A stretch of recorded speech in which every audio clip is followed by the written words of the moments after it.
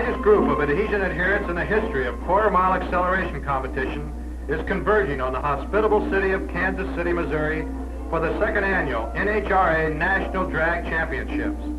The entrants, all of whom support the candidate who once said, "What this country needs is a low elapsed time and 2 dragsters in every garage," are pouring in from all sections of the country. The committees in charge of registration, technical inspection, and classification are really hustling, processing over 350 cars in the 3 days before Labor Day. After receiving their credentials at the registration booth, the competitors proceed down the street. That's right, a city street was blocked off by the KC Police Department to ensure enough room for the tremendous task of checking a large number of entries. As I was saying, they proceed down the street to the technical inspection and weigh-in area. Drag racing is basically an acceleration test for 1/4 of a mile. Therefore, in addition to the engine size and body type, weight becomes a very important factor in the ultimate performance of a car entered in a drag contest. Realizing this importance, the National Hot Rod Association, co-sponsors of this and many other drag events, has pioneered classification rules that take into consideration all 3 of these factors. These rules, using weight, displacement, and body type to determine the competition class of each vehicle, are accepted throughout the country as the fairest way to solve a difficult problem. The technical inspection is another feature of the pre-competition check that the NHRA and its members can be proud of.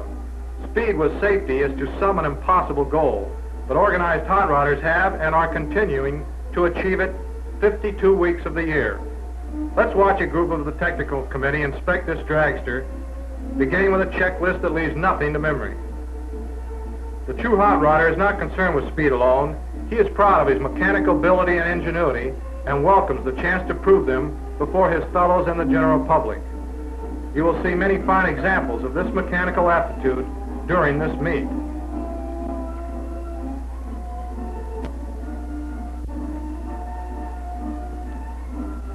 After the inspection is completed satisfactorily, the entrant is sent to classification, the last step before competition.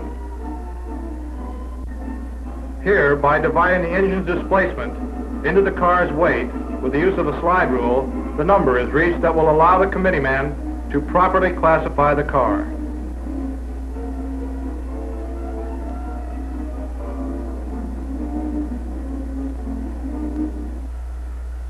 Then this information is added to the entry number and it's ready to try the KC drag strip. All 352 of the registered cars have to go through this entire procedure, but with plenty of room and a production line operation, this tremendous task is being accomplished with surprising speed and efficiency. If this job runs as fast as that 6, it will really move. Every time a car is okayed, it seems another is just arriving.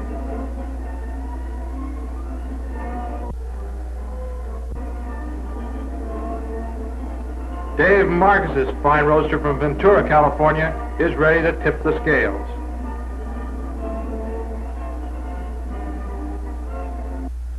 Those that have advanced to the strip itself, located about 2 miles from the blocked-off street, are lined up, eager to run.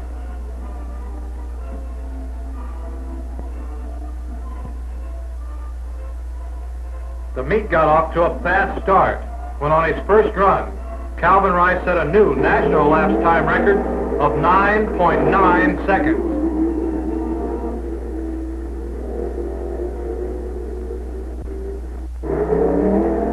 This by the second is expected to give Rice his greatest competition during the meet. Reason Maller's potent little A-class competition coupe has started.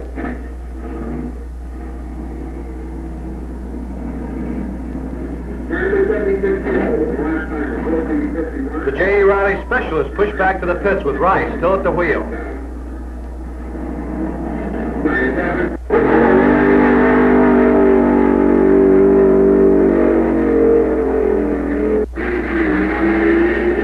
Bob Rogers gets off the line. Time, 131.77. A Crosley body with a Corvette engine.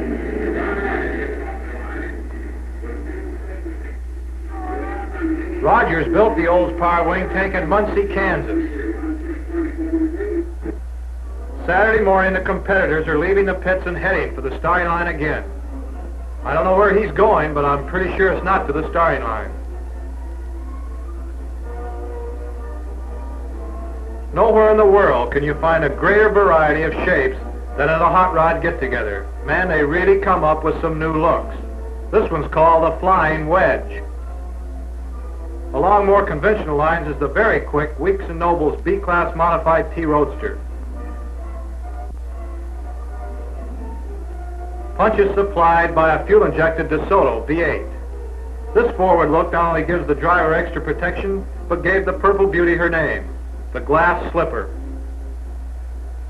Under the hood is a Chevy V8.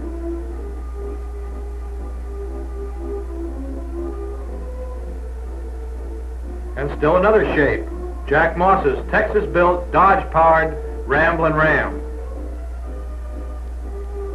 It looks like the Ram has butted out a few teeth on the rear end gears.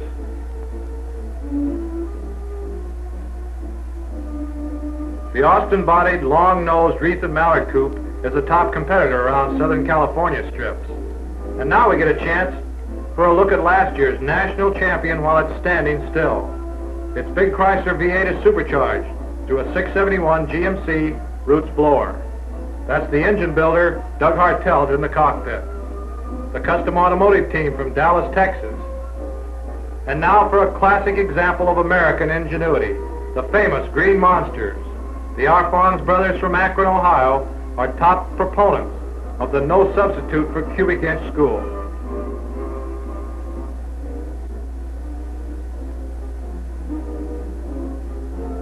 The Ranger aircraft engine.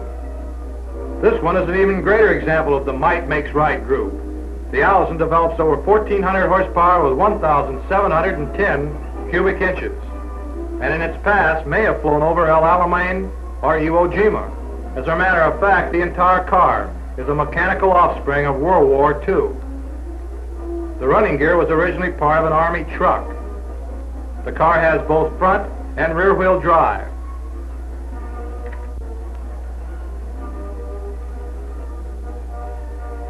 The big universal joints are connected to an even huskier clutch assembly, which is bolted to the huskiest thing of all, the engine. Another dragster has been spitting teeth off the rear end, but owner Mel Heath from Rush Springs, Oklahoma, just about has a replacement ready to go. Somehow, I can't help feeling this isn't what Crosley had in mind when they built this body. Late in the day, the Riley specialist brought out to try once more for top time of the day. Driver Rice is ready. And he starts the blown bomb. Lindley's misfire has top time so far at 151 flat. But now Rice has it, 151.51. Lawton Customs T-Bird takes off. Sunday morning, the two top dogs so far, Rice and Hartelt, discussed their chief concern at the moment, Ken Lindley and his dragster, just arriving for the day's competition. The pits are humming with activity. This is the final day for qualifying runs, and record runs will be made this afternoon. For many, this means it's time for a new brew. The reason being, it's better to be first with an engine that's slightly melted than to be last with one in perfect condition. You can almost smell it. Lindley's misfire has the hood off, and we get our first opportunity to see what gives it go. Attached to the front of the crank is what's getting to be a familiar sight, a 671 GMC supercharger, which pushes the compressed air through these tubes into a fuel injection manifold and then into the Chrysler V8. If all this doesn't work out and there's an explosion, this spring-loaded pop-off valve should take care of it. We originally thought Kenny had constructed this mechanical masterpiece at his home in Southern California, but apparently it's one of those imported cars. Not only has this mean attracted them from most of the 48, it's even lured one from the territories. No fooling, this car and crew came all the way from Honolulu. That took a bit of doing.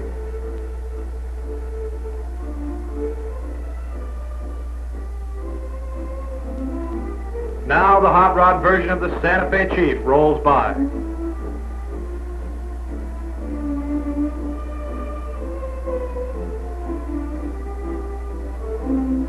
Here's a little job its owner can be very proud of. The Goldenrod from Omaha, Nebraska.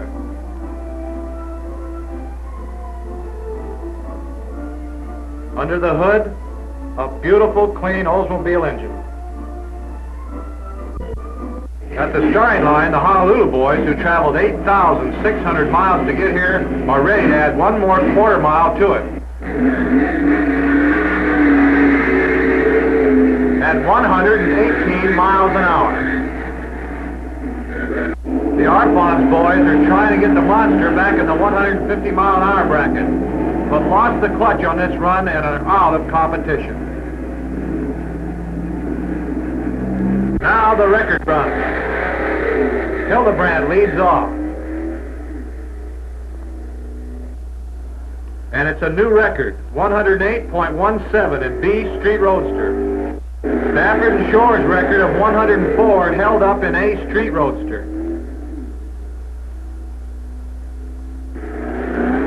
Leroy Lucky from Dallas, Texas.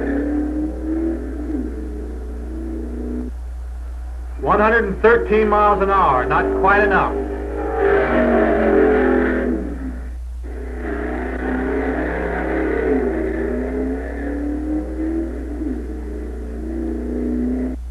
The top cars in each class are allowed about 3 tries for a new record.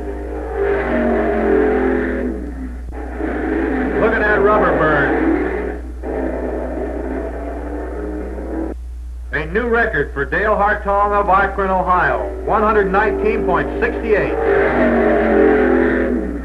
A gas dragster gets away.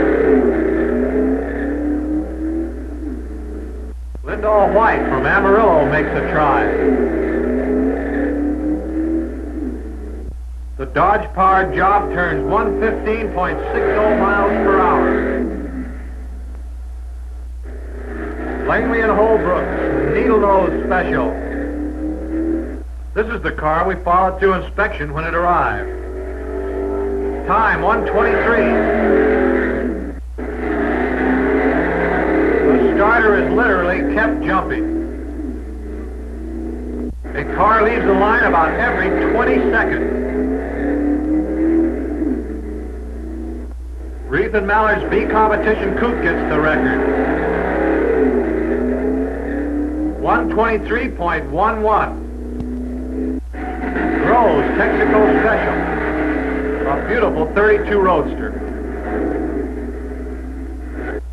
Misses the record with a time of 118.42 miles per hour.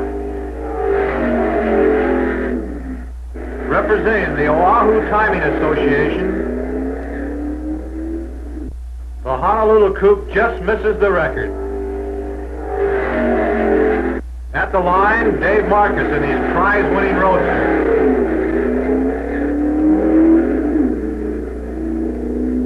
The Arden-powered Beauty sets a new record in B-Hot Roadster. 124.82. Another California Roadster. The Weeks and Noble Modified turns a terrific 134.93 for its new record. Misfire misses at 150. The stock car and sports car eliminations are being run in conjunction with the record run.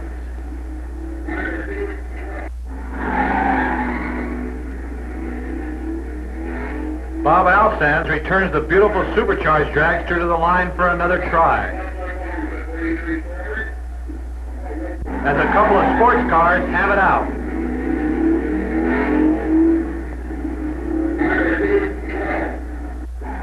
A blown Thunderbird takes off. Now Rice in the Riley Special tries. And makes good a new national record, 152.28 miles per hour. The Motor Monitors Club pushed back 2 of their machines.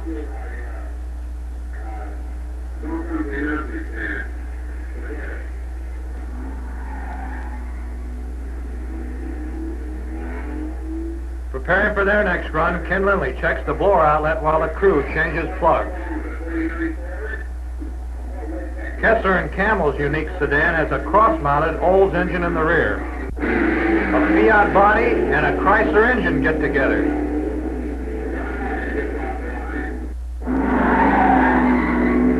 A Corvette jumps away from the supercharged Thunderbird.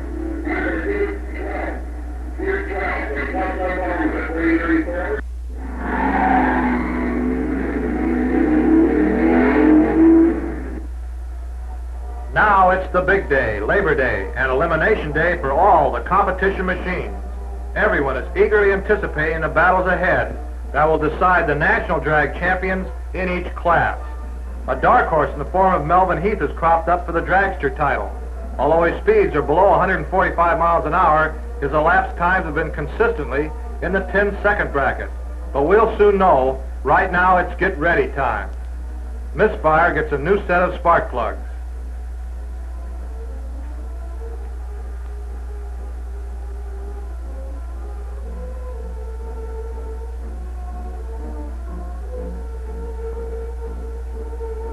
The glass slipper gets a little more air pressure. Detail and at times extravagant striping has become a great hot rod fad. This design on the nose of the slipper is an excellent example. Already holding A and B competition records, the Reith and Mallard crew have high hopes of an elimination sweep too. This is the nose of their other coupe. Co-sponsor SoCounty Mobile Oil Company is on hand for the convenience of the gas burners. And the nitromethane membership voted it's time to pour some more. This is a real convertible. The entire body comes off in one piece. The Raven has turned 115 on gas with its Dodge engine. In addition to the beautiful trophies, there are several special awards to be given. A terrific example are the complete overhead V8 engines being donated by American Motors, Chevrolet, Chrysler, DeSoto, Dodge, Mercury, Oldsmobile, Plymouth, and Pontiac. The engines are to be awarded to the fastest time in any class except stock using these engines.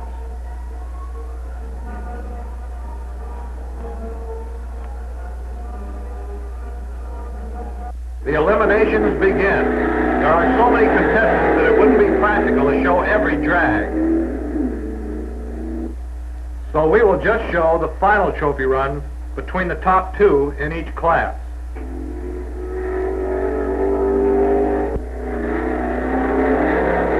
B competition coupes drag for the trophy. Coming from behind, Reith and Mallard.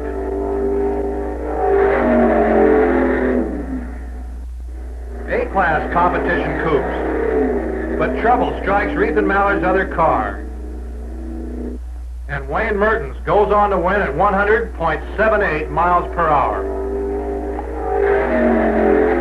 It was a tough break for the record-holding 128-mile-an-hour machine. Now the first dragster go. And we're watching the clock. Misfire pulls away from the glass slipper. You've just seen a new all-time drag speed record, 159.01 miles per hour. His ET was 10.39 seconds. Two mighty happy individuals, driver Al Sens and Builder Lindley. We asked Kenny why the sudden jump in speed, and he showed us. The new hood, run for the first time at this meet, was choking off the air intake on the blower. They cut it away, and well, you saw what happened.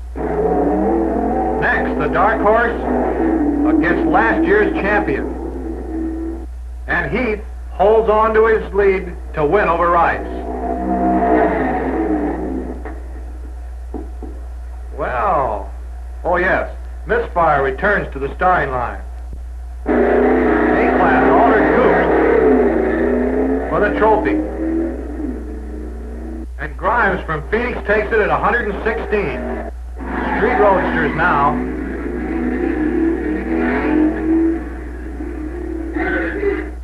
With Stafford and Shore, six-cylinder Chev, taking it. A-class roadster, and Hartong's red one is first. The officials in the control tower, timers, recorders, and announcer Bud Evans are doing an outstanding job.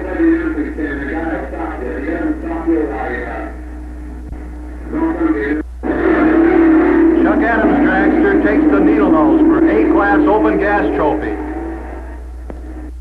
A trophy winner on parade. Entries from Canada and Hawaii have it out. Two beauties get together. But trouble rears its head again. Grove's transmission blows, and Marcus goes on to victory at 126 miles per hour. There goes a bunch of happy Hawaiians. Unfortunately, everyone can't win. And still another drag.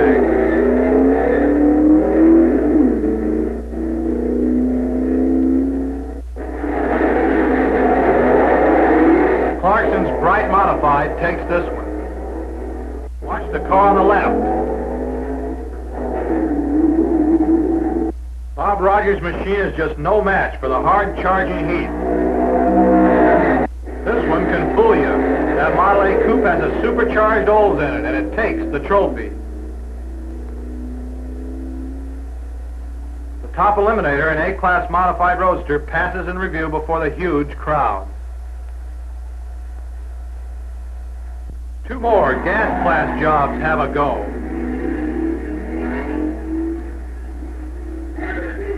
The B-class modified roadster drag.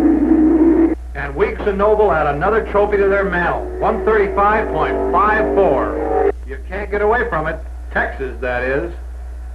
From Whittier, California, the short blocks win B open gas. Next, Alsace and Heath. This is it.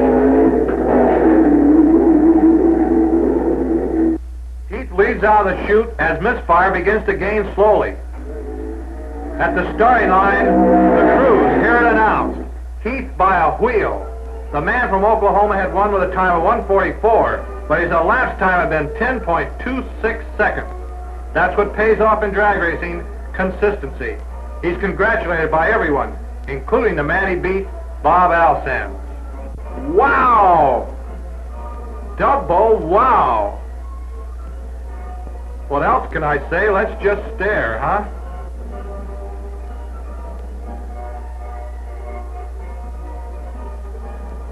Oh. Incidentally, the one you're looking at is starlet Barbara Huffman, who's here to congratulate the winners. The one you haven't been looking at is Wally Parks, president of NHRA, and, you're not paying attention, an editor of Hot Rod magazine. Oops. Here it comes again. And now the spectators get a break. Oh well, back to racing. The elimination winners in each class will now pair off until there's only one left, the national champ. Jim Noble is lined up against Heath.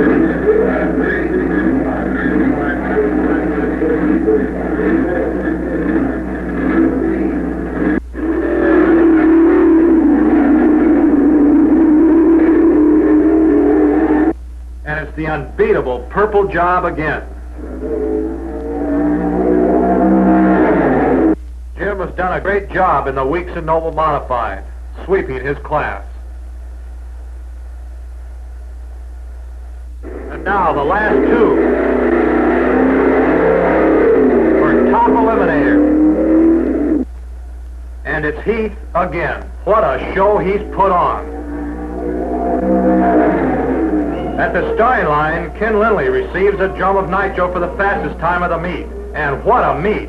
17 new national records and a new national quarter-mile drag champion, Melvin Heath of Oklahoma.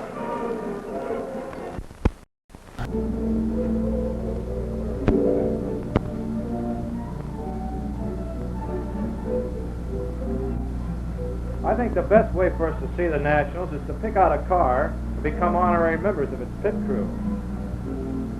How about this beauty? Let's latch on and see what it's like to race in the biggest drag event of the year.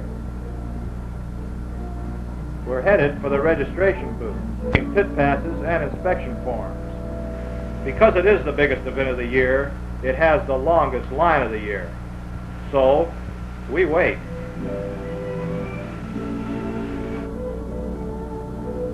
But finally, it's our turn. Now we'll find out where our crew is from.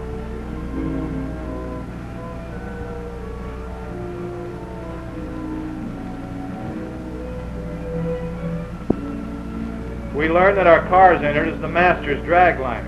It was built in Oceanside, California by Jim Nelson and Dode Martin. There are 5 members on our crew, not counting us, of course. Our car number is 10, and it is powered by a 283 cubic inch Chevy V8. Now we're on our way again. But not for long, another line. This time for technical inspection. This is one delay that no one in his right mind would complain about. For the competitor, it could very well save his life. For the hot rod enthusiast, it is something he can point to with pride. And for the general public, whose knowledge of hot rods is usually limited to distorted newspaper stories and movies like I Was a Teenage Leadfoot, it is a pleasant and a surprising education. Every competing machine, including stock cars, is put through a complete safety check. Every mechanical function is inspected by a trained crew. Plus the required safety features such as roll bars and seat belts. When an inspector okays a car, it's safe. While we've been looking around, the rest of our crew, the working class, have unloaded the dragliner, and we are now ready for the inspectors to take charge. To help speed up this important function of organized drag racing, there are 4 inspection teams on duty.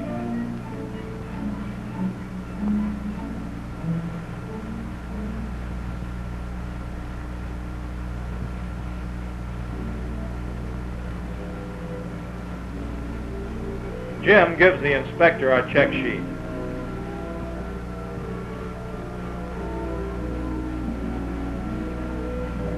Now he asks us to remove our hood, and the golden red beauty is ready. Ready for a complete examination by these drag strip medics.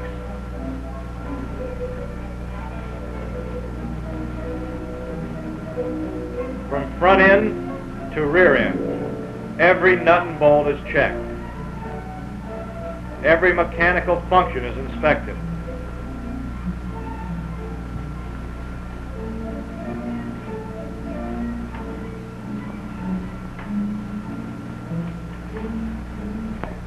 Despite the fact that this procedure is important, it is also time-consuming, and here's where we find a slight difference of opinion. Through the eyes of a competitor who's towed halfway across the country so he could put his foot in the carburetor, the inspectors seem to be a little too casual about their job.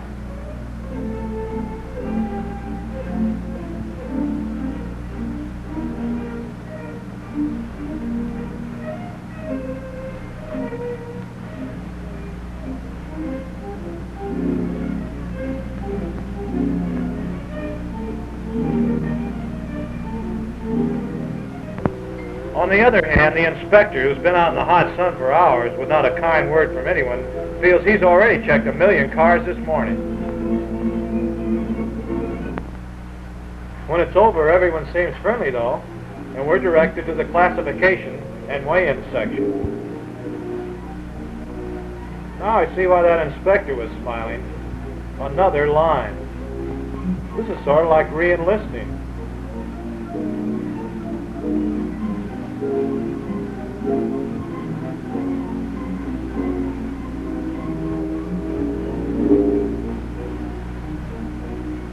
Oh, well, this one doesn't seem too long.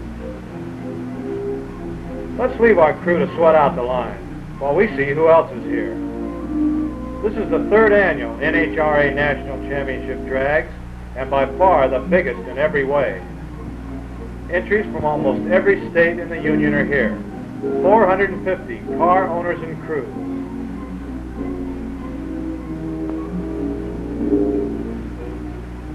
And they come in all sizes.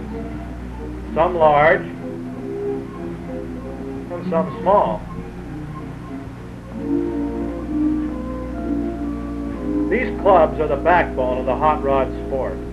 As members of the National Hot Rod Association, they all share and pursue the same motto: dedicated to safety.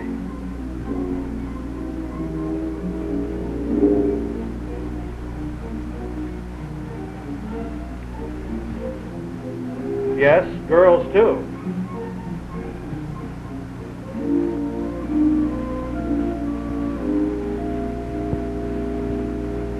Birmingham, where's Birmingham? Okay, don't get mad.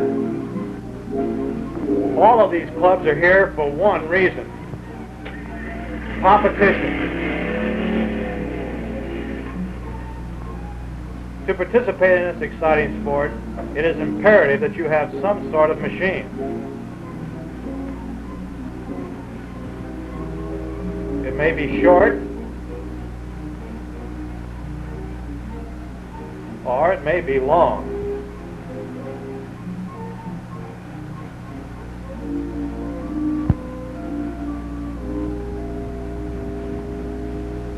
It may be red with a small engine, like this Chevy 6, with 281 cubic inches.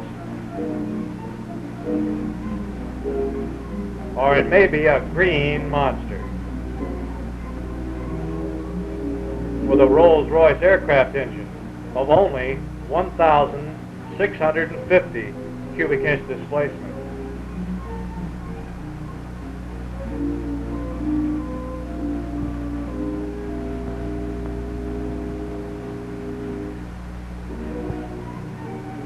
Or if you really get carried away, it might have two engines. It may look like something from Cape Canaveral, with technical-looking supercharger tubes and drive shafts. Or it may be very plain and beautiful, built with the utmost care and affection. But whatever it looks like, it has to move down a quarter mile of asphalt in the lowest possible time at the highest possible speed. It also helps if you bring your sense of humor.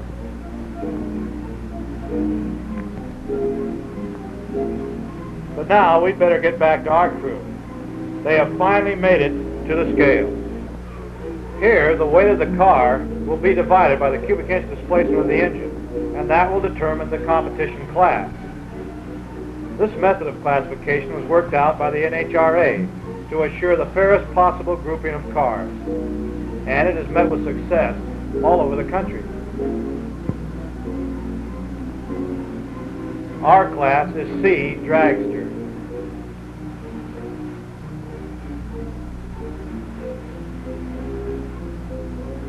Now we're ready to go racing, and the strip is right over there.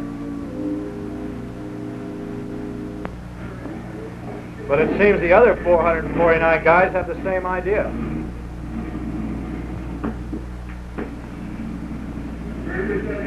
The first 2 days of the meet are limited to single practice runs, and the boys that have been burning fuel can use the time. This is the first national meet limited to gasoline.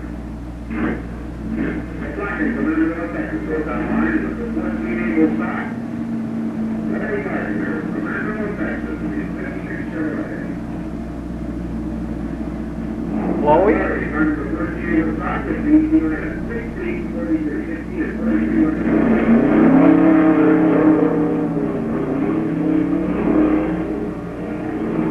This is Slowpoke. Doesn't look too slow right now. Next, two extremes in acceleration. The first, Jack Moss's twin-engine dragster.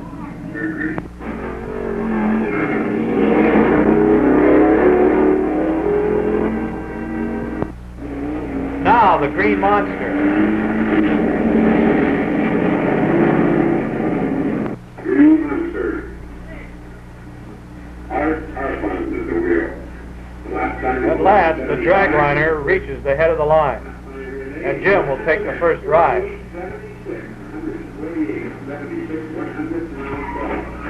Now we'll see if our crew's drag racing experience will pay off, for this is an all-new combination. A new engine in a new car.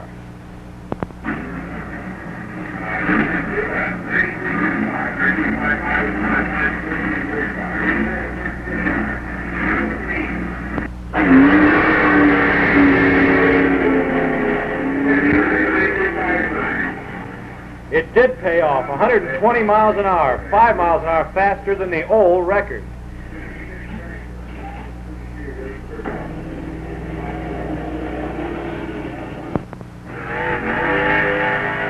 A terrific time saver this year is the use of 2 complete timing systems, 1 for each lane. It's just like operating 2 separate drag strips. There's a lot of competition here. The National Hot Rod Association has 30 complete classes, and they are all loaded with entries, every one a potential threat if we should make it as far as the final elimination.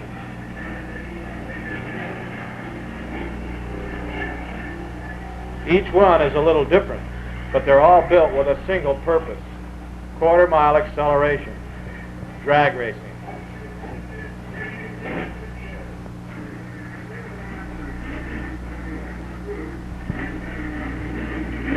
Here is last year's national champion, Mel Heath. You can't help wondering, will he be making it again this year?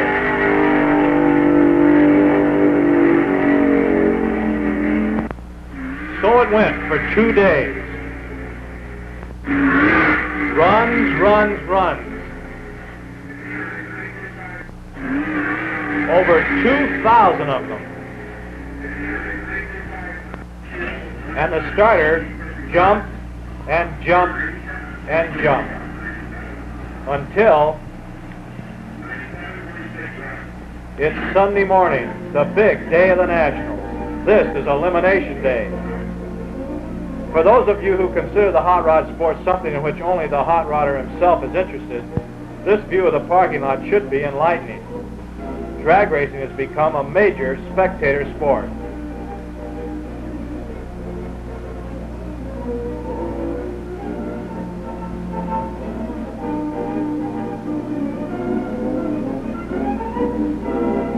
Many of the competitors' work has been going on all night.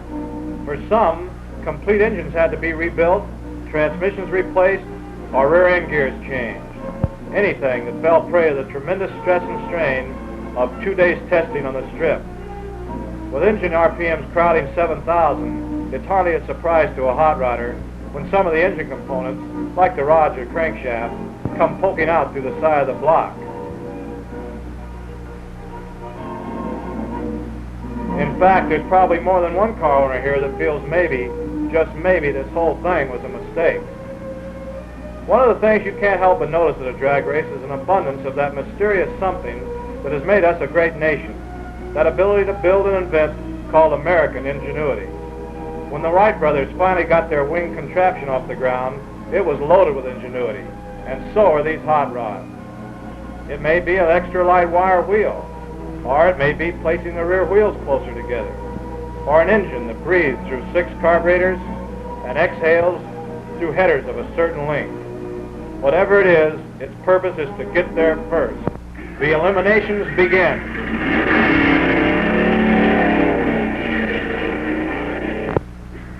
Every eye is on the green flag.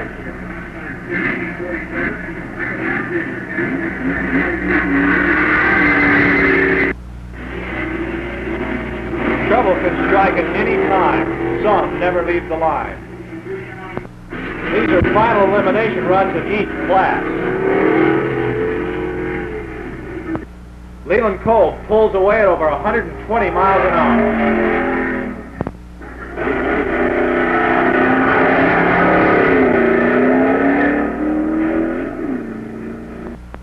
Butch Stevenson just beats out the Buck and Bowles beauty.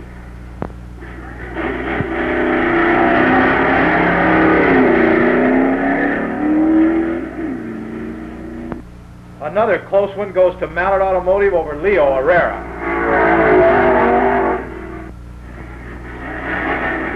A bad break at the start. And the Carsons brothers' immaculate sedan wins easily at 107 miles an hour. Slowpoke loses this one. The Chrysler against the Dodge. Both in 32 coupes.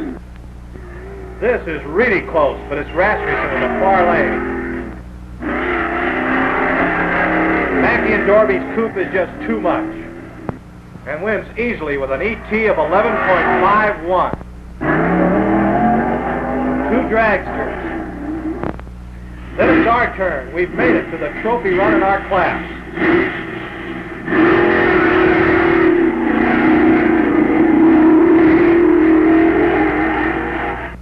And Jim does it at 123 miles an hour. For those that didn't get there first, there is a rather brief ceremony at the finish line stand. It's sort of like being drummed out of the service.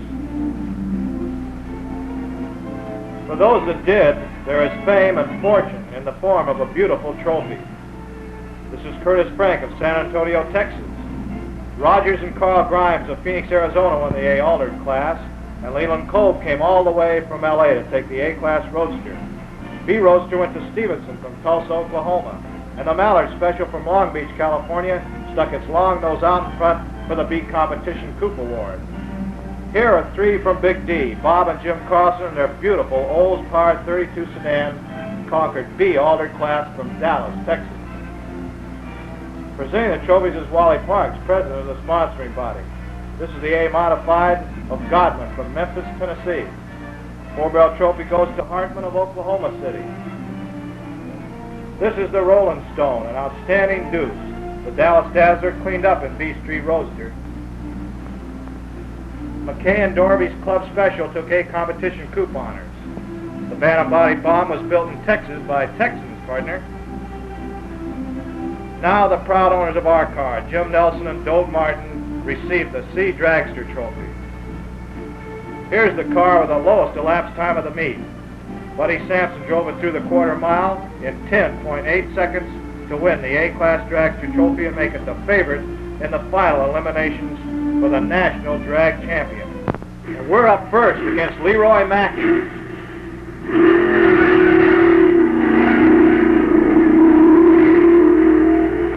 Dode misses by half a length. Then Grimes takes Kolb. Next, the Money Oldsmobile and the Reno Plating Cadillac. Sampson in 10.66 seconds. Mackey and Grimes to see who will go against Sampson for the title. The 400-inch Chrysler is too much for the Buick. This is it.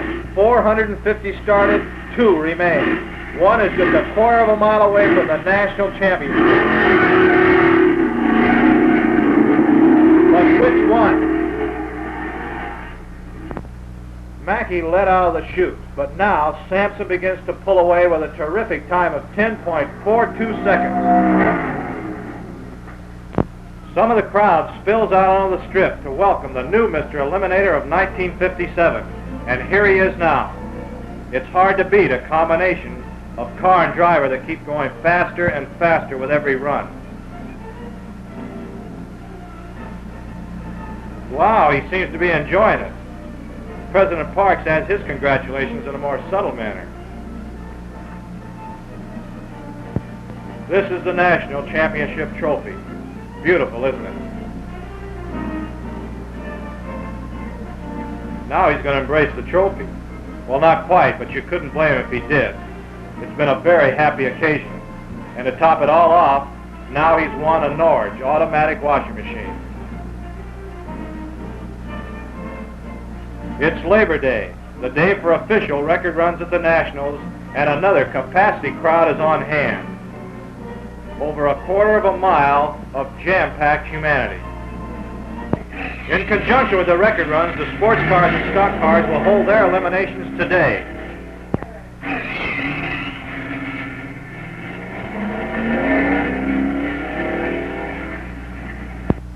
With so many competition cars entered, it would have been impossible to run the stocks yesterday.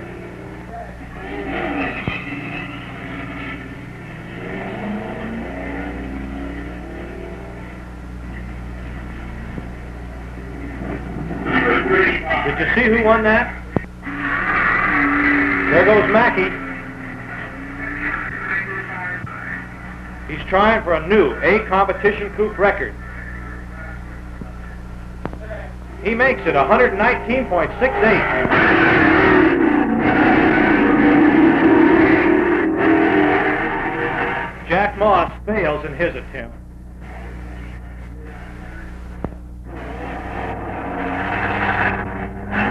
Arfon takes the Green Monster off the line for the fastest time of the meet, 152.54, a new A-class dragster record.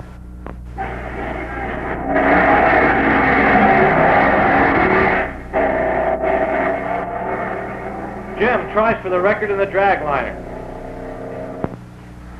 He makes it 124.30. Cole gets his roadster hauling for a new A-class roadster record of 123. And now Mr. Hero Driver himself. But he knows there's not much hope. The monster's time is just too fast.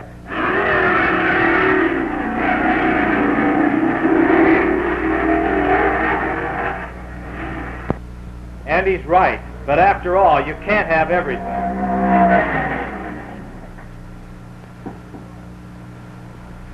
Finally, the roar is faded and the 1957 National Championships are just about over.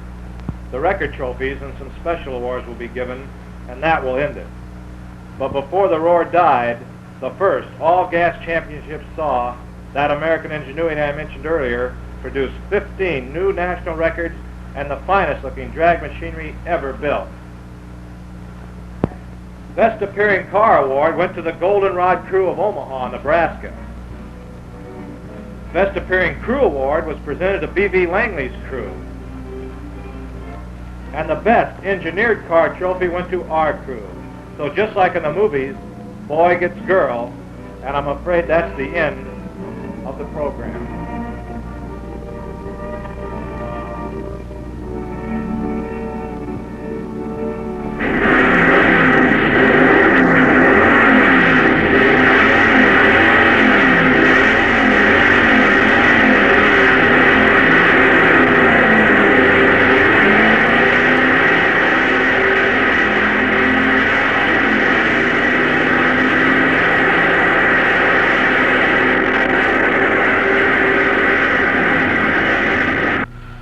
This is the starting line of a drag racing strip in Oklahoma, and this is a dragster from California.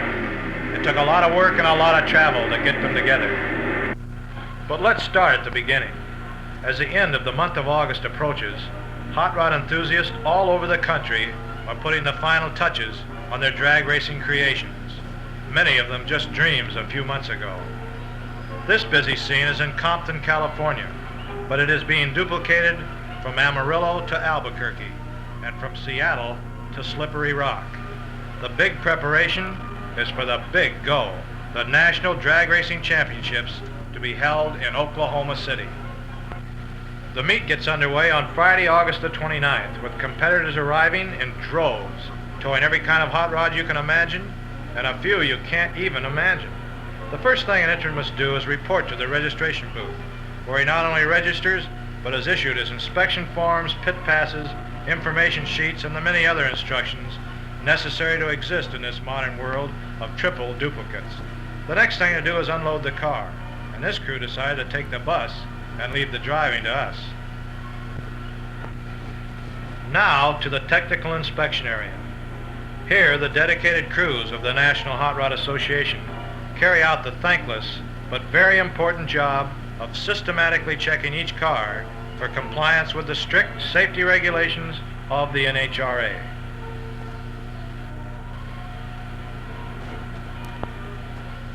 This inspection is one of the finest in the racing fraternity, and one that every hot rodder can be proud of.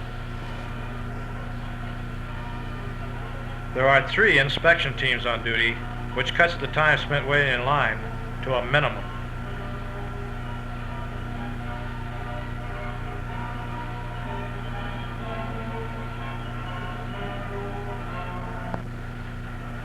When a car reaches the head of the line, its owner gives his inspection form to the chief inspector. This form uses the check chart system, the fastest, most efficient method known for this type of operation. It lists the things to be inspected, such as wheels, tires, steering gear, roll bars, safety belt, and so forth, with a place for each item to be checked if okayed. If something fails to pass, there is space provided for the inspector's comments on what must be done to make it acceptable.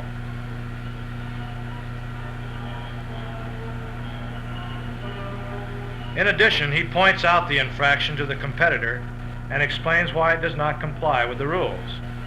Occasionally, this leads to a heated debate, and the inspector must become a public relations man.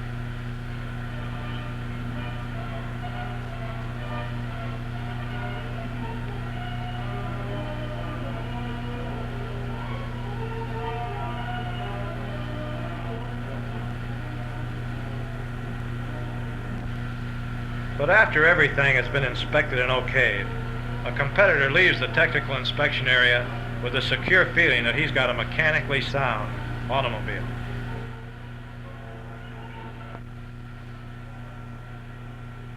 Next, the weigh-in section. And everything that isn't bolted down must be removed. In drag racing, as in boxing and many other sports, weight is a very important factor. In tests of acceleration, such as drag racing, the weight or mass of a car greatly determines its ultimate performance. Realizing this, the National Hot Rod Association devised a system of classification that has been accepted throughout the country as the fairest possible method of grouping cars of approximately the same potential together. This is based on the ratio between the cubic inch displacement of the engine and the weight of the car. The cars are also classified by body type, making a total of 25 separate classes. This is a street roadster, which must be equipped with lights, four fenders, starter, generator, four-wheel brakes, mufflers, and all other legal equipment, including a license for the current year. This is the original hot rod, the stripped-down roadster. It can run without fenders, and a limited relocation of the engine is permitted. A stock body must be used, and streamlining is not allowed. But other than that, it's hotter than a firecracker. And here is a beautiful example.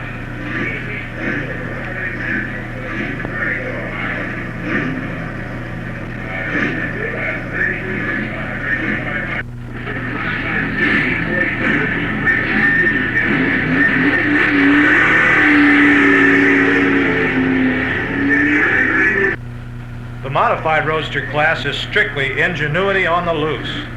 Just about anything is allowed, and just about everything is tried.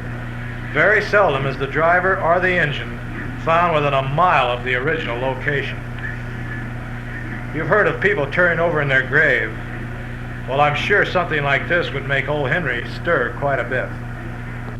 Then there's those that like to sit on the other end.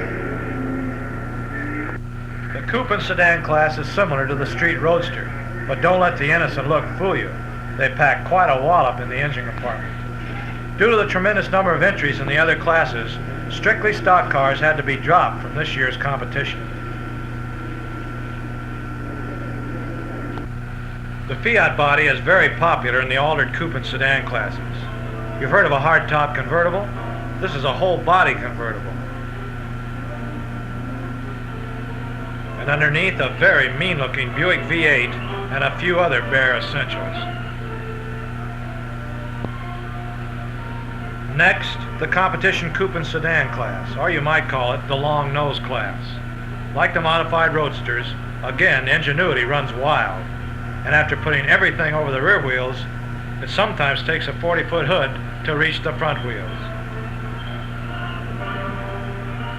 As if the driver weren't crowded enough, this crew put the rear wheels in there with him. Showing a remarkable increase in entries in the past year is the new NHRA sports car class. Full street equipment is required. Designed strictly for drag racing and being named for same, the dragster is the all-out competition class. Consists mainly of an engine and a place for the driver, where many of the comforts of home are missing. In fact, he's lucky to get a steering wheel. The power-to-weight ratio is usually quite impressive, with weight held to the barest minimum.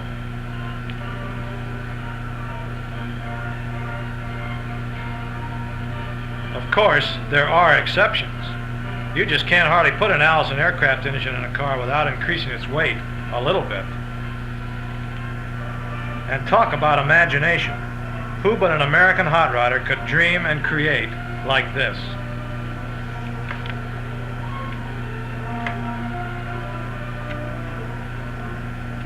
This mechanical masterpiece is the dragster we saw spread all over the lot in California, and we've been given permission by its owners to let you drive it through. Well, go on. Don't be chicken. Go on! That's how the first 2 days are spent. Testing, making changes, and then running again. Trying to reduce the elapsed time and increase the top speed.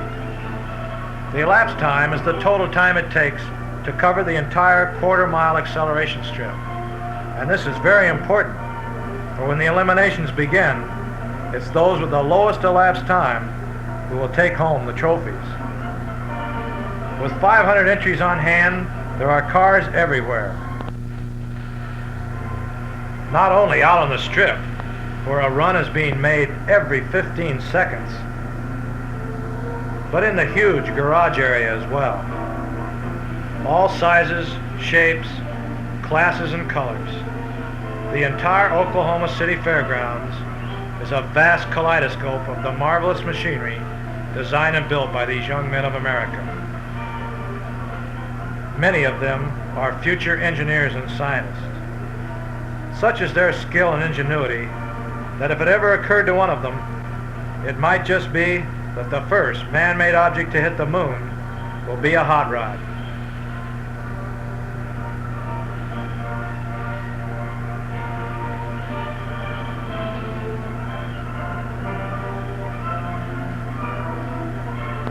It is Sunday, the big day at the big goal. This is Elimination Day.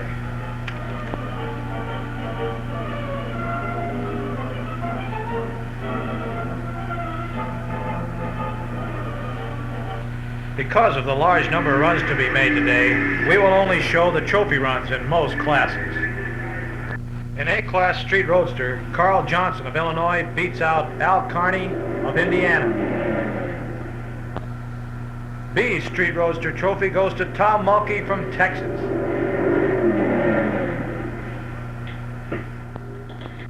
The starter signals a trophy run in the A-Class Modified Roadster.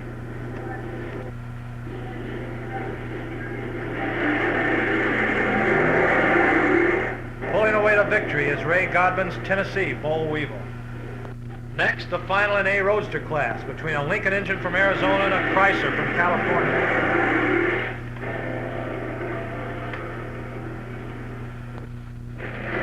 The A Aldred trophy goes to a Chrysler-powered Fiat from Arizona. Now the B Aldred final, two Chevy-powered Fords from Texas. This is really going to be close.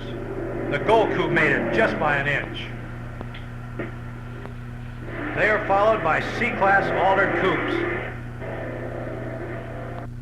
And another Texas car wins. Next, the A-Class Competition Coupes.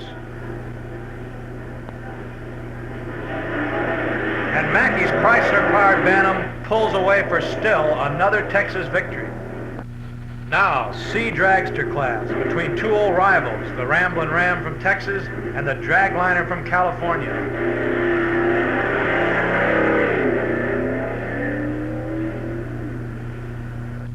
These two also raced for the trophy last year, and again the Dragliner wins.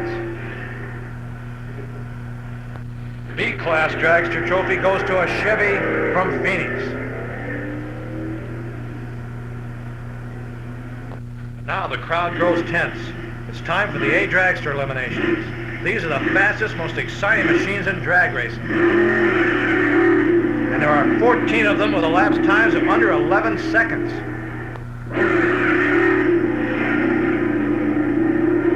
With all this talent, we'd better watch several of the runs. And here comes the Green Monster. Next, Ted Sear and the Howard Cam Special. That's Howard's car.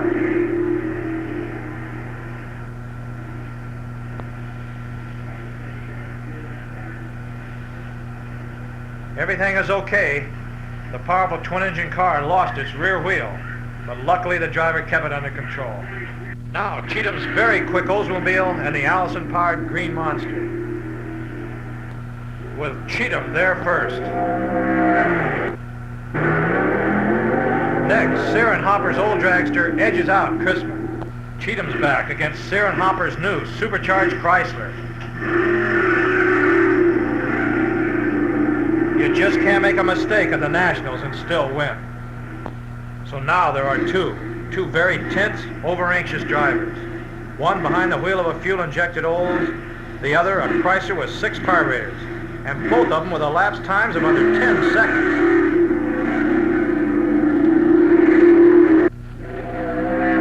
Man, that was close, but Ted Sear was the winner.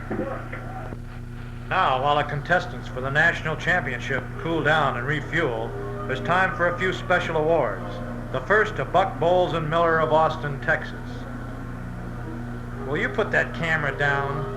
Next, the Chrisman brothers from Compton, California received the Best Engineered Car Trophy. And finally, the award for the longest, no, not really, it's for the Best Appearing Crew Award.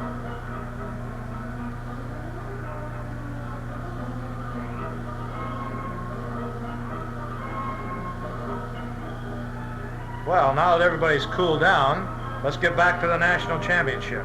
And not one person, a huge crowd, has dared move from his seat. First up, Texas and Arizona.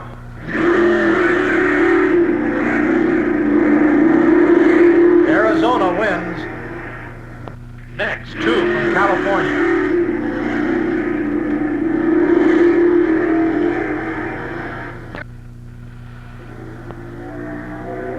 And Sear beats the dragliner. Now, with the sun almost gone, the run for top eliminator of the USA between California and Arizona. And Ted Sear is the new champ. Labor Day is the final day of the Nationals, but like the other 3, it's filled with action.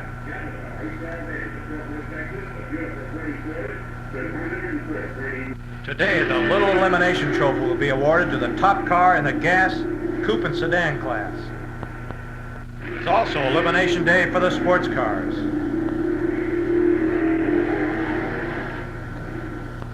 First, the A-Gas Trophy run between a Chrysler-powered Plymouth and an Olds-powered Model A Ford.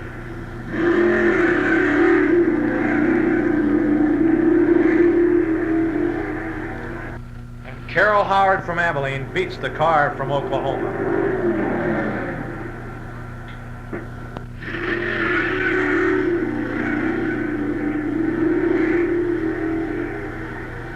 Another car from Texas wins D-Gas.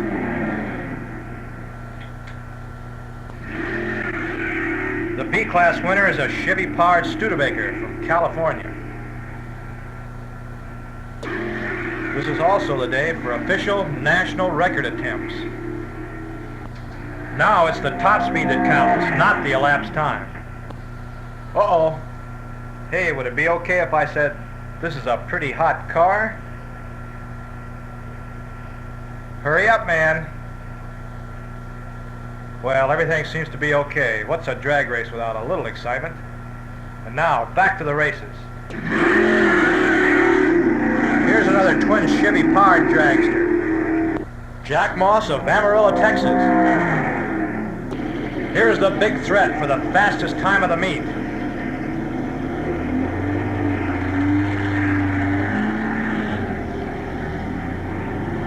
The Arpons Brothers Green Monster. And it's a new record, 156 miles an hour. This is Ted Sear, Mr. Top Eliminator.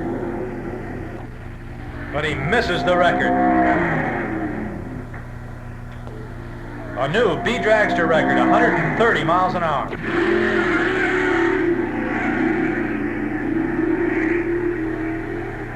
The dragliner fails to up its Class C record. Now watch this.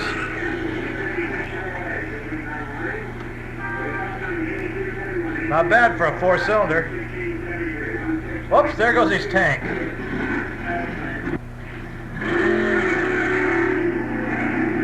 The Ack Miller Cam Special sets a new competition coupe record of 131 miles an hour. And that does it for the competition for 1958's Big Go. Pardon me there, fella. Yes, the Queen.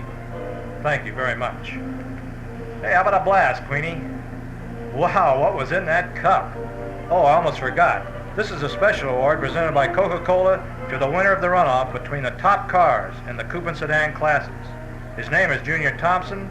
His car is a 41 Studebaker with a supercharged Chevy, and he's from California. Now the top award of 1958 to the top man in drag racing, Big Ted Sear. This little David from California, with a sharp eye and a lead foot, slew the mighty Goliaths of drag racing, one by one, until he stood alone. The new national champion. And now he claims his just rewards: a kiss, a beautiful trophy from the Champion Spark Plug Company, and last, but certainly not least, a brand new 1958 Chevrolet Fleetside pickup truck presented by Merrimount Automotive Products. All in all, it's been a very happy week for Ted Sear and his partner, Bill Hopper. But all good things must come to an end. So it's time to head for home. But you can be sure plans are already being made by the losers on how to win next year. Maybe a car with 3 engines and 6 superchargers? Or an Atlas strapped to 2 roller skates? Hey, that might not be a bad idea. Wonder where I can get 2 roller skates.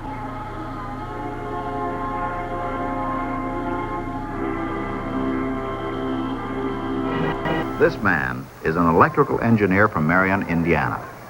This man is a truck driver from Portsmouth, Ohio. This man is a policeman from Pomona, California. These men are building contractors from Odessa, Texas. This man is a city councilman from the City of Industry, California. This man is president of an engineering firm in Atlanta, Georgia. They've all come together at one place for one purpose: drag racing.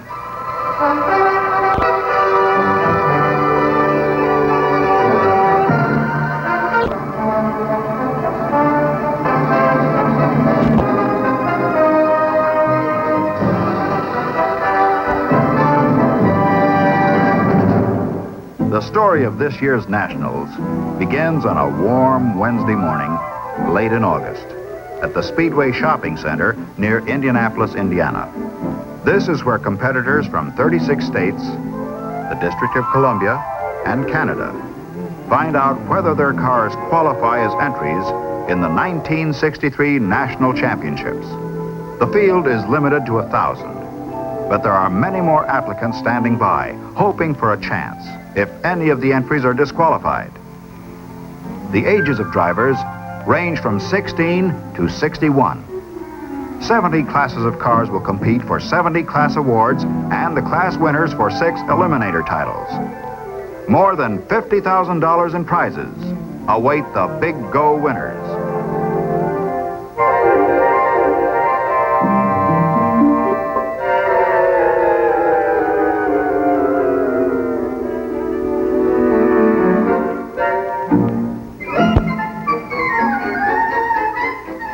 The idea in drag racing is to get into the lowest competition class with as low a weight to horsepower ratio as possible, and with most of that weight on the rear wheels.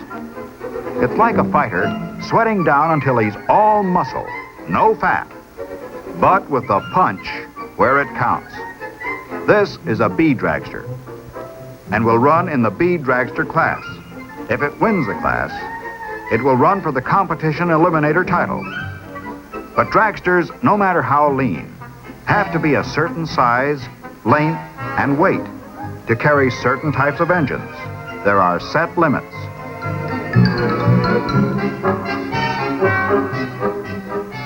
This car is in the factory experimental class, and the driver from Pennsylvania always has one of the top cars in the nation.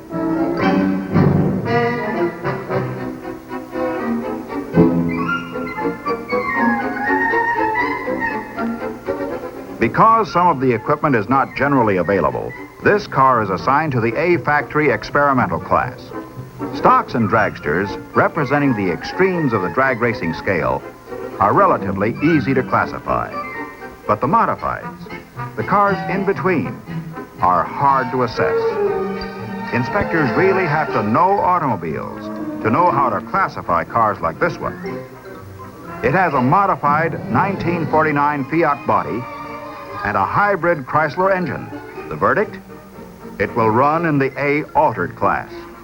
The Hearst Shifter Hospital provides technical and mechanical assistance to anyone who needs help. Many contestants take advantage of this friendly service. But the National Hot Rod Association inspectors aren't concerned with the running gear alone. The driver's search for more speed has to be equated with safety and car handling. Roll bars must be a specified thickness. On this C dragster, they must be 1 5/8 inches in diameter if everything is A-OK.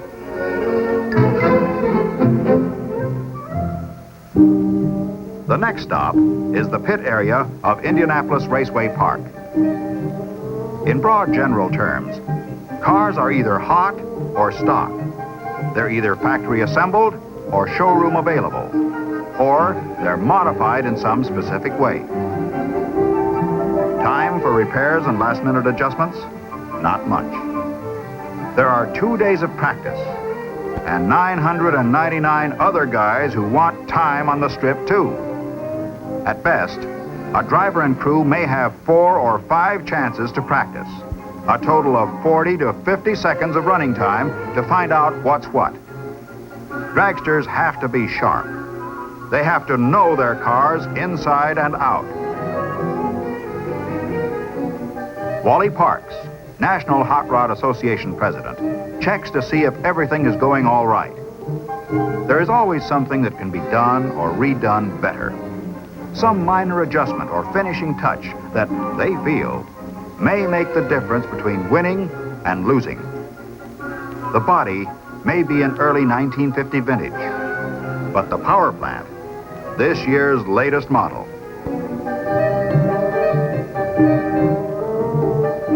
Look like a parachute? It is. At 180 miles an hour plus, which is the speed some of these rails hit, you need real stopping power, or you run out of road. Now, the staging area official checks the lineup of waiting cars. He relays word to the timing tower and gets the signal that the strip is ready for action. A pair of dragsters are first up, and like all entries, without self-starters, they must be pushed up to the line.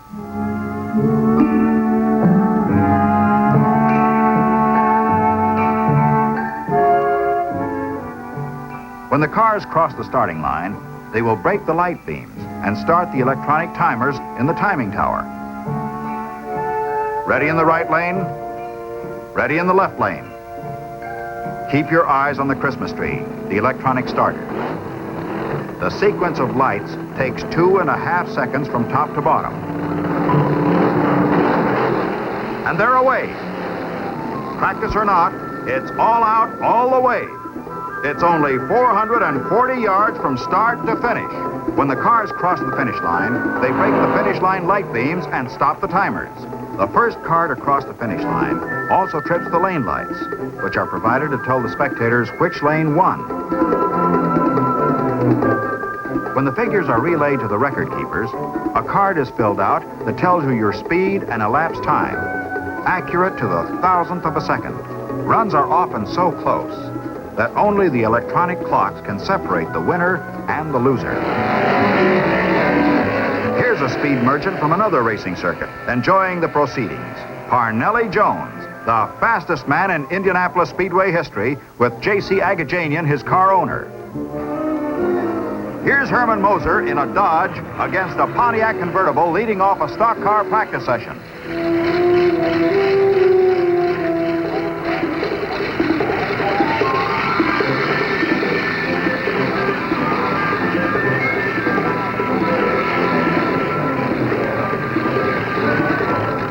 Bud Paubel in a 62 Dodge blows off Carmen Falcone in a 63 Plymouth. Bill Golden in another 63 Dodge takes Tom Steiner in a 61 Chevy Corvette. In the near lane, it's Charlie Smith, the leader in the World Point standings. His 8 Altered will run the distance in a little over 10 seconds. Some don't run at all and have to be pushed away from the starting line.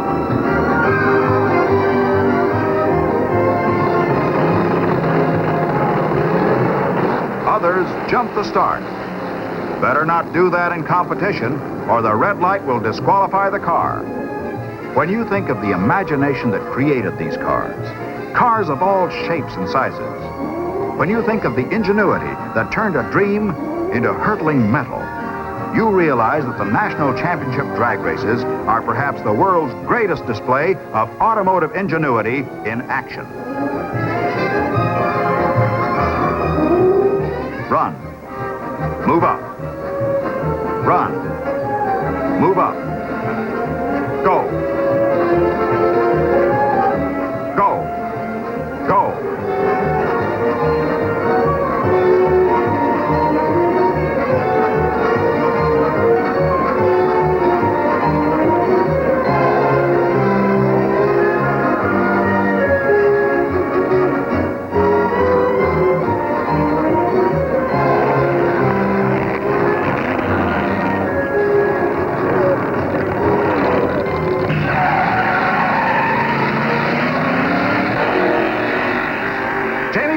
Swerves off the strip and cartwheels into the air. He scatters parts all over the area.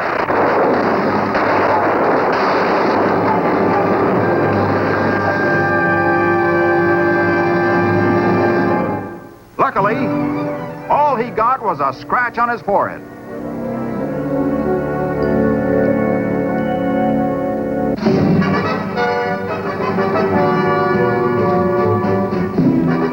Saturday morning.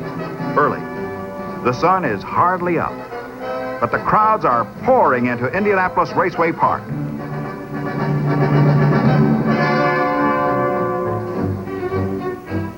Some have stayed all night. They'll get a good seat. The crowds wait anxiously for the big go to start. More eager fans jam into the park. By 9 o'clock, the parking area is full, and there isn't a seat left. The crowd this year is estimated to exceed 75,000. Jim Johnson, who later won the B-Stock automatic class with his 62 Dodge, leads off with a promising practice run. Milo Coleman takes home the D-Stock trophy with his little Lord Fotis. Jim Thornton, last year's runner-up for Mr. Stock Eliminator, keeps Dodge hopes very much alive with another impressive run. Now, here comes the factory experimental classes. Dave Strickler wins the A factory experimental class and receives a gold wristwatch awarded to all 70 class winners by George Hurst.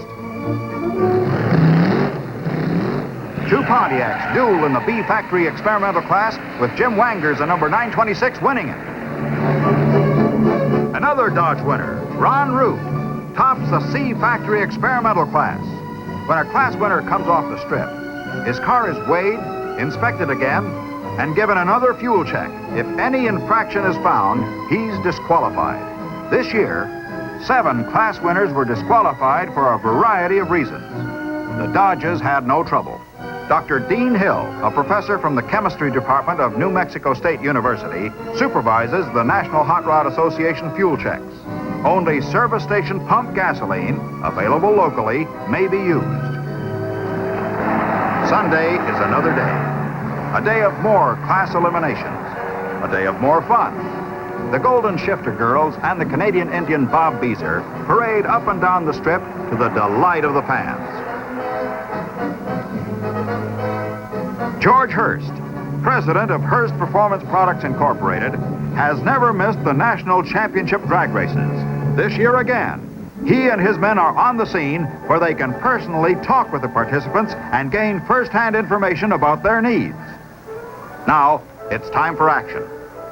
Ed Eaton, National Hot Rod Association Event Director, checks with the cameramen and the starters to make sure everything is ready. Don Garlitz leads off in his Dodge-powered AA dragster against Ron Abbott in Hellzapoppin'. It's Garlitz all the way.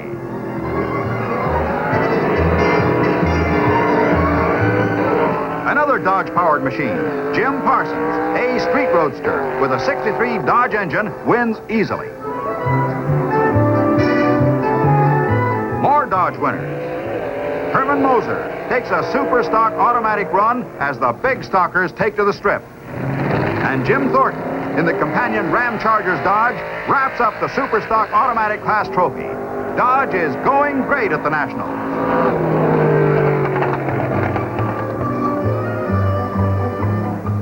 Bill Abraham from Akron, Ohio, wins the A-Stock automatic crown in a 62 Pontiac.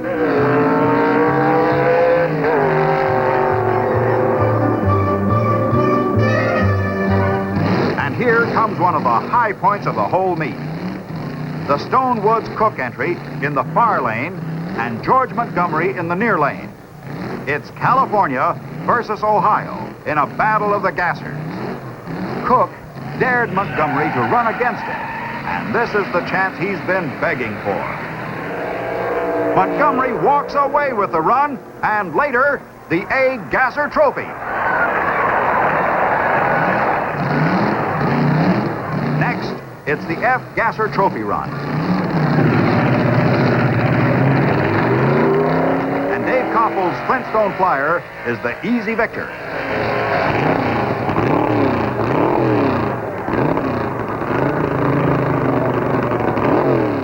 In the C-Gas class, it's Larry Teeter, last year's class winner, against Porky Zartman.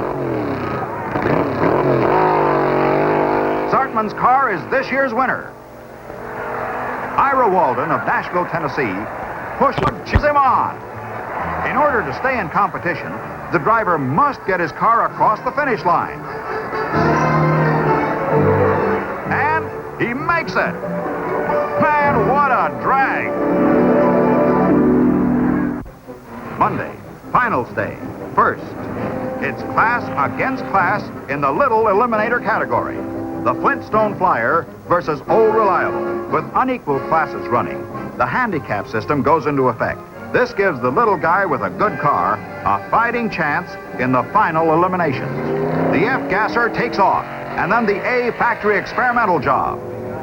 But Dave Koppel can't hold his lead, and Dave Strickler comes on to win the heat. Next up, Jim Wangers versus Jim Johnson.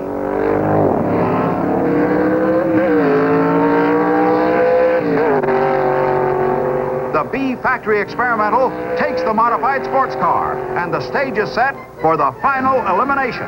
Only a small handicap this time, but Wangers jumps the gun, and Dave Strickler wins the little eliminator trophy with an elapsed time of 12.1 seconds.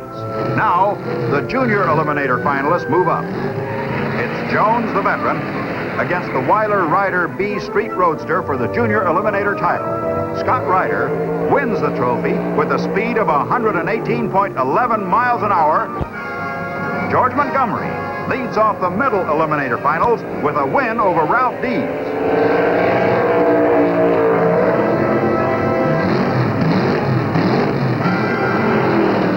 Another run, Peter Schattinger in the near lane, last year's little eliminator, loses to Hugh Tucker. And here's the middle eliminator final. George Montgomery versus Gene Allitzer, who previously drew a bye because he was odd man in the 9-man field. Both cars are A. Gassers with Montgomery supercharged. George Montgomery, who retired at 27 after winning the little eliminator title 2 years in a row, comes back at 30 to take the middle eliminator trophy.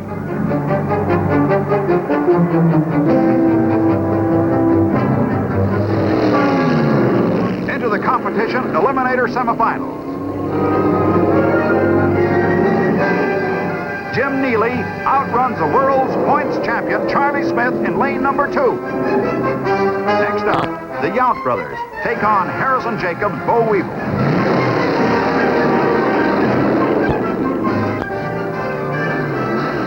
Yount in a B dragster versus Neely in a competition coupe. Yount in the near lane is never headed as he wins the competition eliminator title with a speed of 151 flat and time of 9.51 seconds. And now for the big boys, the rails. It's Gordon Collette versus Connie Kalita, co-holders of the national speed record. They blast off, and Kalita, despite the fact that he dropped his oil plug, wins the heat as Gled is disqualified. The question is, will he be ready to run in the semifinals? Action stops while the track is clean. Next, Bob Vodnik, an unknown driver from Chicago, meets Tony Nancy.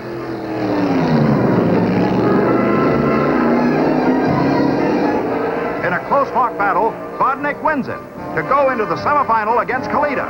And here it is.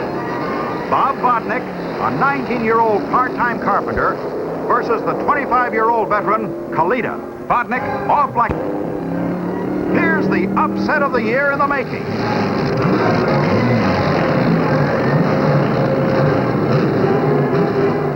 But Vodnik isn't a hero yet.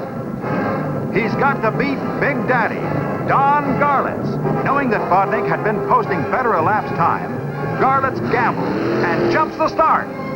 He's disqualified with an 8.67 elapsed time, while Vodnik is declared Mr. Eliminator.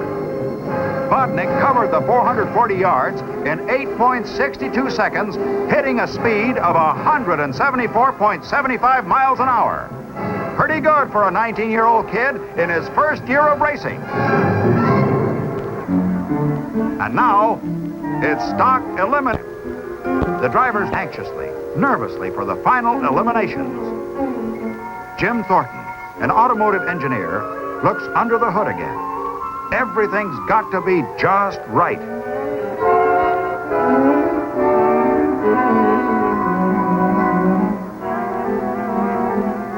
Al Ekstrand, a lawyer from Grosse Pointe Woods, checks with his chief mechanic. He's satisfied.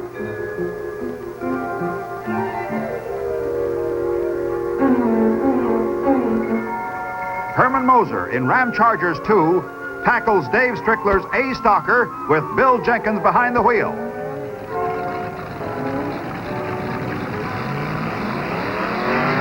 But Jenkins doesn't have a chance against the engineer from Detroit.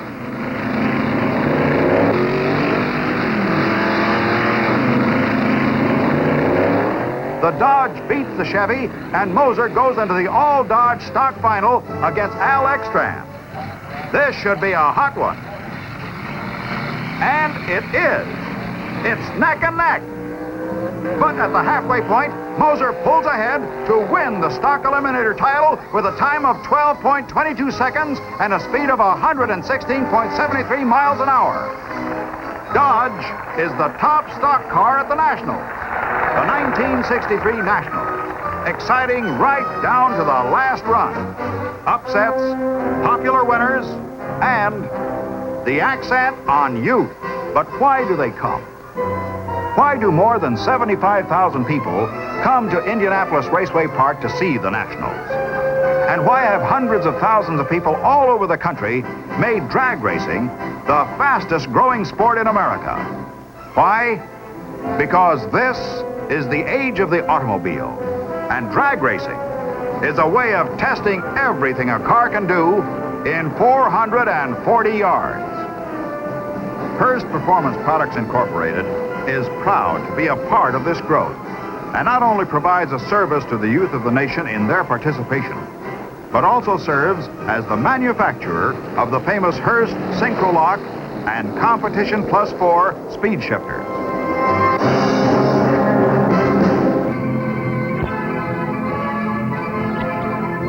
From Pomona, California, to Bristol, Tennessee, to Indiana's famed Indianapolis Raceway Park, drag racing has become the fastest growing sport in America.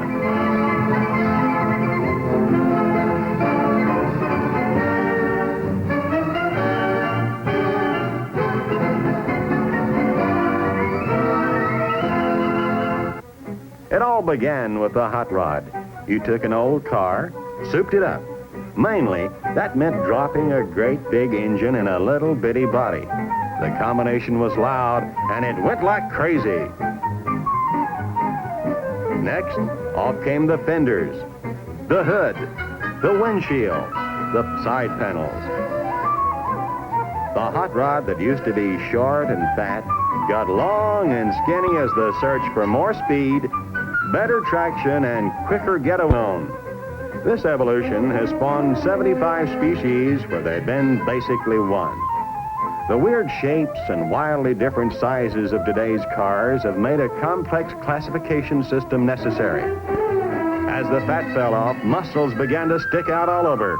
Engines got bigger and meaner and more powerful.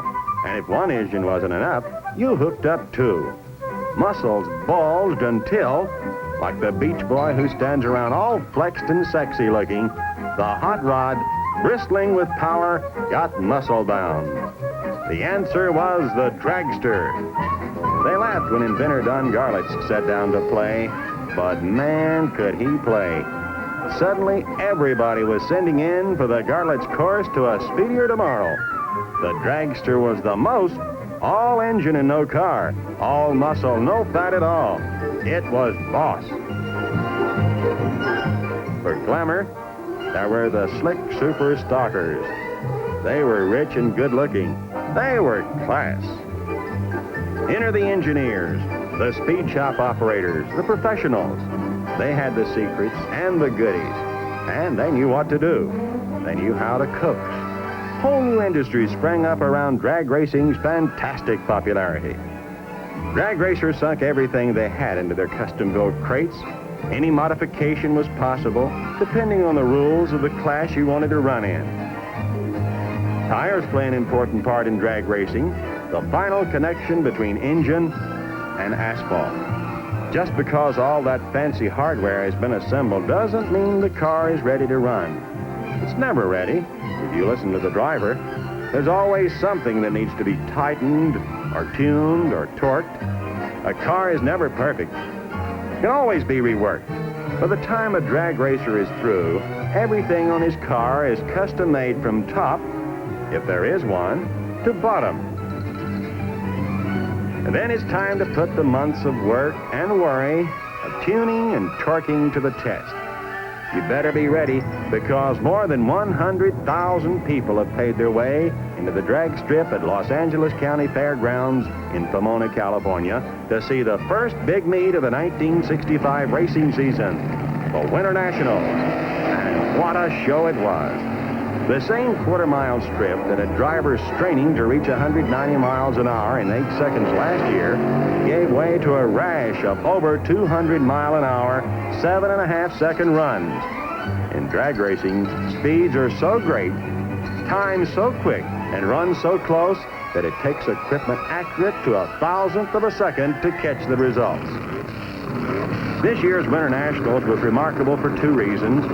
First, a new system was introduced in the Top Stock Eliminator competition. In the past, Top Stock was limited to the big super stockers. But for the 1965 season, the action had been expanded to include the wild A factory experimental cars and the AA stockers. And to make everything equal, competition will be held under the NHRA handicap system, the slower class car leading first.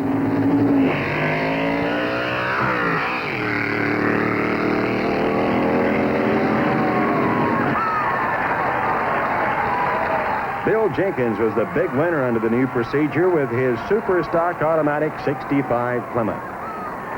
The second remarkable thing about the Winter Nationals was that the entire three-day meet was compressed into a single day, after rain and fog canceled out Fridays and Saturdays' shows. Sunday, Almost 4,000 time runs were made, over 700 miles of racing. Don Garlits set a new record of 206.88 miles per hour through the finish line timing trap. 11 miles an hour faster than last year's best.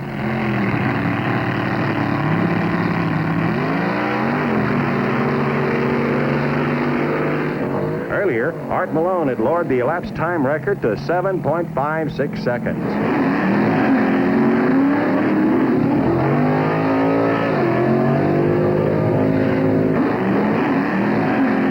But the big news was Don Prudhomme's piloting the Hawaiian.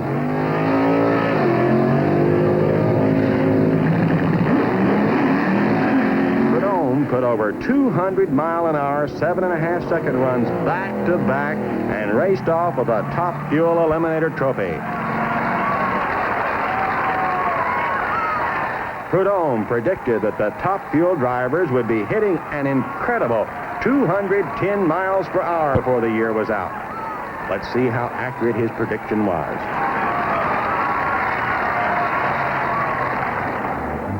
The second big meet of the year, the Spring Nationals, was held in Bristol, Tennessee, in the heart of the hilly Piedmont region of southwestern Virginia and northeastern Tennessee. There isn't a level quarter mile in the whole area, but that hasn't stopped the local citizens from becoming drag racing fans. Nor has it stopped local sportsmen from building the finest, most modern drag racing facility anywhere. Everything about Bristol, from its 4-story air-conditioned control tower and advanced timing system to its starting lights and quarter-mile strip, is the newest, the best. Where did they find 440 yards straight and level in this part of the country? Between two mountains, that's where. The one strong unifying factor, as drag racing went, Steve Strickler sitting it out, while the flying carpet just pulled the rug out from under the honker with a real heads-up run. What will be the effect of Bristol's mountain air on the big fuelers? The boys who run on those crazy nitromethane blends. Can they turn 200 miles an hour plus in under 8 seconds here? Gentleman Joe Schubeck was a little too eager to find out, but you would be too if you were running against Connie Kalita. The red-hot candy-striped Ram Chargers rail from Ferndale, Michigan, with Don Westerdale guiding it, took on the All-American Val Laporte from Tampa, Florida. In a straight head-to-head run, Westerdale turned 204.44 in 7.51 seconds. Jimmy Nix, who won the Top Gas Trophy at Pomona, switched to fuel and lost to Don Garlits. Both men were under 8 seconds. The second round of the fuelers closed the way it had opened with Minneapolis's Tom Hoover coasting through for the win against a disqualified Ron Goodsall, who races out of Pomona, California. Time for the Match Bash finals. Dave Strickler won out over Bob Harrop, who jumped at the start. Strickler turned 130 miles per hour in 11.3 seconds. Dave, a Dodge driver from York, Pennsylvania, has been one of the top stock drag racers. He was Little Eliminator at the 1963 Nationals. With the funny cars out of the way, the 1964 Junior Stock World Champion, Mike Schmidt of Ridgecrest, California, beat out Bob Borkes of Springfield, Ohio in the red-hot top stock action. With all the stock classes upgraded, the Top Stock Eliminator Trophy went to a 1964 Ford. The Junior Stock Eliminator Trophy went to Bill Hoffer, Street Eliminator finalist at the Winter Nationals. Third round for Top Gas. Gordon Collette roared into the final as Ron Colson red-lighted. Third round Top Fuel. The Ram Chargers versus Connie Kalita, who raised the top speed record to 209 miles per hour. With that kind of competition, Westerdale got trigger happy and Kalita rolled through another easy one. Tom Hoover versus Jimmy Nix. This was the wildest and tightest run of the Spring Nationals. Both cars were under 8 seconds, but watch as Hoover wins and then bursts into flame at the finish. His protective face mask and flame suit saved his life. The Street Eliminator Final. Joe Cunningham got a handicap, but pulled it out on the top end over Dick Schroyer with a run of 87 miles per hour in 13.1 seconds. Little Joe Cunningham was pretty proud, too. Competition Eliminator saw a unique double winner situation with Glenn Blakely and Pete Schottinger sharing the title. Both had a top-end speed of 141.5 miles per hour in 10.05 seconds. Top Gas Eliminator. In a solid heads-up run, Gordon Collette pulled it out by a whisker, hitting 185.94 miles per hour in 8.47 seconds. He's the top gas dragster driver in the land. Then it was Connie Kalita's turn in the Top Fuel final against little-known Maynard Rupp. Kalita had been getting a series of free rides as his opponents kept jumping the light. Maynard Rupp, with a clean getaway, was first across the finish line as both Rupp and Kalita topped 200 miles per hour in under 8 seconds. This victory established Michigan's Maynard Rupp as a leading fuel dragster driver. The Winter Nationals in the West, the Spring Nationals in the East, and now the National Championships in the heart of the country. This is the payoff for drivers who have traveled the circuit from coast to coast. Don Prudhomme, Top Fuel Eliminator at the Winter Nationals. Don Westerdale of the Ram Chargers. Connie Kalita, and television star Tommy Ivo. But drag racing isn't just big names, it's everybody's sport. With a real love for cars, some skill, a lot of patience, a terrific desire to compete, and a few $1,000 burning a hole in your bank account, you too can get your name in the papers, maybe even your picture. But before your dreams of glory can come true, your car must be inspected to determine what class it's going to run in. There are 70 classes at the Nationals. How can inspectors evaluate cars as individual and as unusual as these? How can they detect such subtle differences? After 11 years, the automotive experts of the National Hot Rod Association know where to look and what to look for.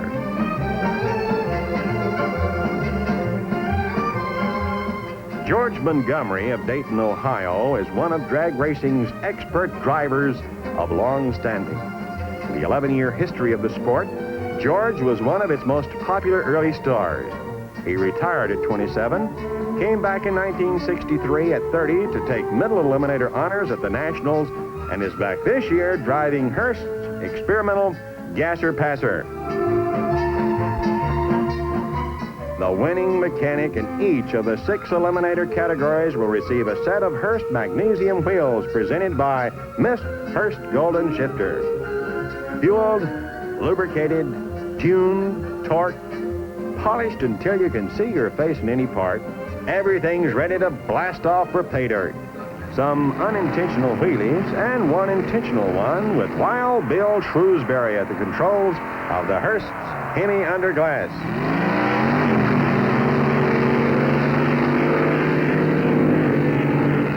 First round for the Top Fuelers, and Maynard Rupp proves that his Bristol win was no fluke by beating Connie Kalita twice in a row. Second run, and Rupp draws Tommy Ivo. Look out, Rupp loses it, but Ivo stays on course, hitting almost 206 miles per hour. Don Westerdale locks horns with Buddy Cortines. Both cars go over 200 miles per hour with the Ram Chargers hitting 210.76. Last race in round 2, and Don Garlitz jumps the start against Tommy Hoover. Garlitz is out early. Another improvement that came with the dragster is the fire suit. Both gas and fuel dragster drivers wear them, as well as some of the competition eliminator drivers. These fire protective coverings, face masks, gauntlets, and suits completely protect the driver from head to foot. It's hot inside all that, even for a short stay, but chrome long johns have saved many a life.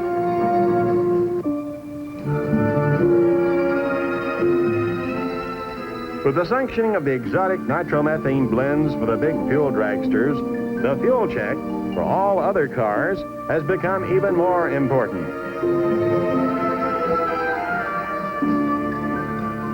Each car's fuel is spectroscoped, tested for specific gravity, and the results are recorded.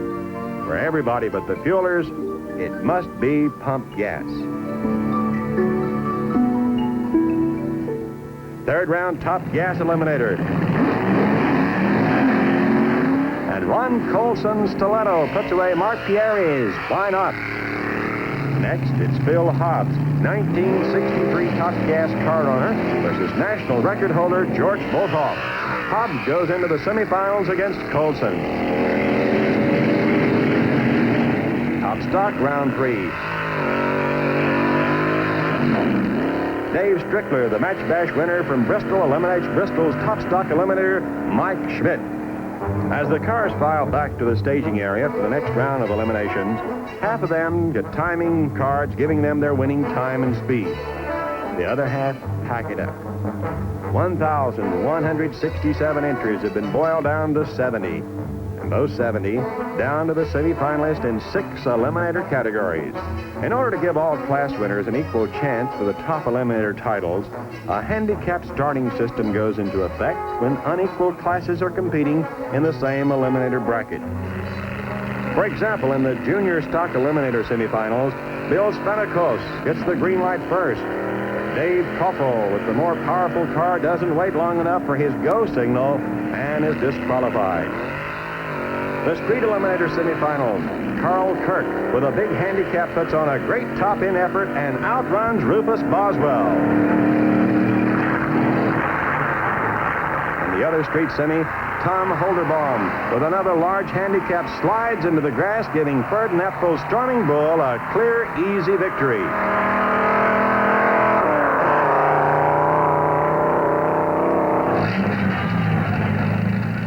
Competition eliminator semis. Pete Schottinger, one of the finalists at Bristol, gets a good jump, but has to hustle to hold off a hard-charging Bill Smith. Francis O'Connor is last out of the hole against Vinnie Goodmaster, but look at that top-end burst.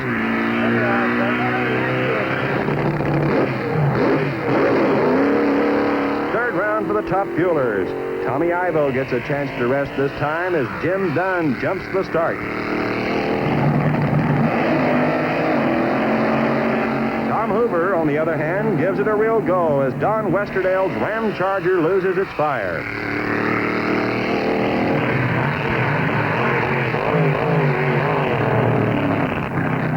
Round 4 for the top stocks. Unknown Bud Schellenberger keeps rolling as Dave Strickler is disqualified. Bill Lawton, factory experimental eliminator at the Winter Nationals, runs heads up with Joe Smith.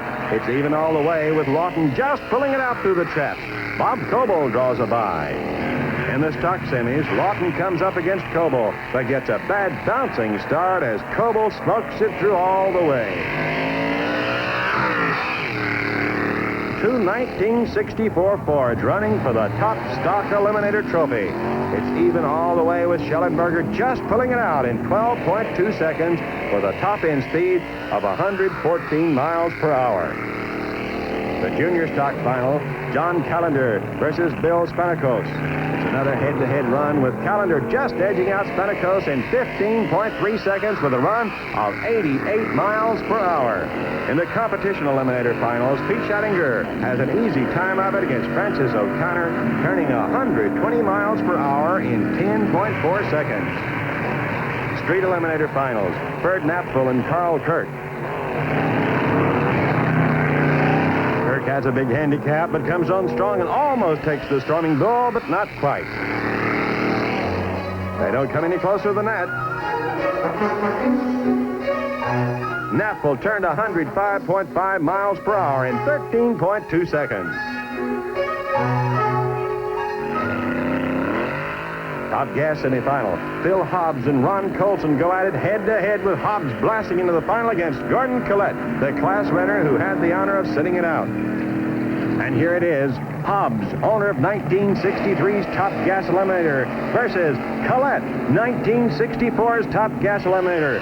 Hobbs takes it back in 65 for the first comeback win in drag racing history. The car's co-owner, Ken Harada, accepts congratulations from Wally Parks, president of the National Hot Rod Association. Top Fuel semifinal, Tommy Ivo versus Tom Hoover. TD Tommy Ivo stays in there all the way to win. Now he'll meet the class winner, Don Prudhomme, the Top Fuel eliminator at the Winter Nationals, in the final.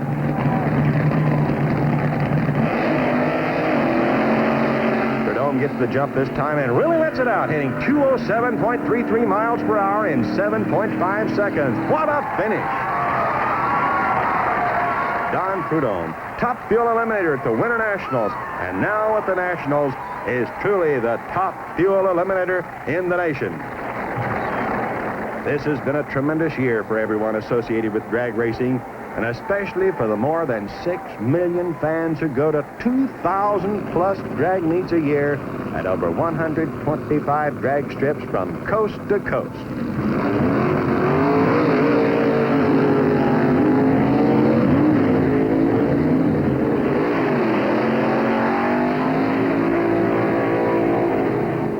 Drag racing is America's youngest and fastest growing sport.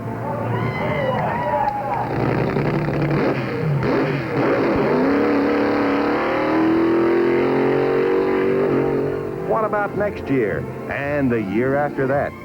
The Fuelers reached 210 miles per hour in 7.47 seconds as Prudhomme predicted.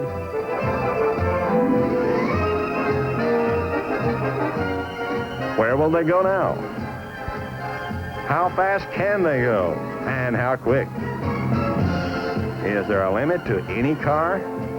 You can bet there'll be more people than ever trying to find out, and millions more flocking to see them go.